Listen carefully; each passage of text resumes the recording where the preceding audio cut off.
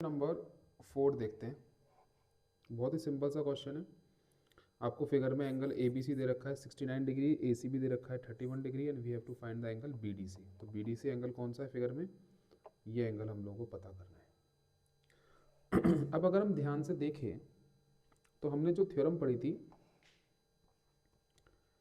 Angle in a same segment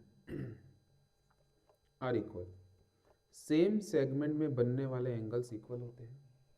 तो आप देखिए कि हमारे पास बी सी एक कॉर्ड है, तो मेरे पास दो सेगमेंट हैं, एक माइनर एक मेजर। ये दोनों जो एंगल बन रहे हैं ये कहाँ बन रहे हैं, मेजर सेगमेंट में।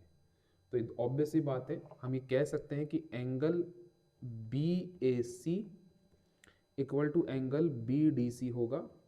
और रीज़न क्या रहेगा, रीज़न अब मैं वापस क्यों लिखूं, यही रीज़न वापस से कॉपी कर देना आप, यही वाला रीज़न, ठीक है ना।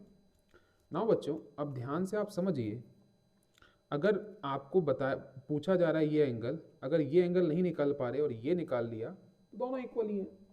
तो अगर मैं ध्यान से देखूं तो मेरा जो ट्राइंगल एबीसी है, इन ट्राइंगल एबीसी में आप देखिए मुझे तीन एंगल्स में से दो एंगल्स पता है, एंगल बी जो कि 69 डिग्री है, एंगल सी जो कि 31 डिग्री है, और एंगल ए मुझे पता नहीं है।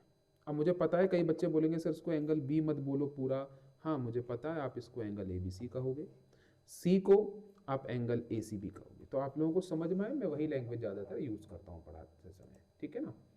नाउ तो हम कह सकते हैं कि angle A plus angle B plus angle C का जो सम होने वाला है 180 डिग्री वाला होने वाला है।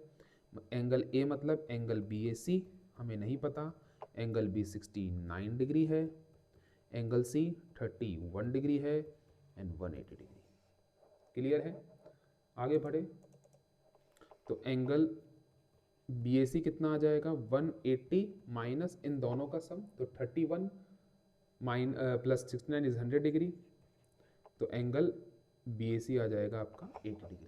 तो अगर आप अपने फिगर की बात करेंगे, ठीक है, तो ये जो एंगल है आपका कितना डिग्री आ रहा है, इसको थोड़ा सा अपन क्रॉप कर देते हैं, ठीक है।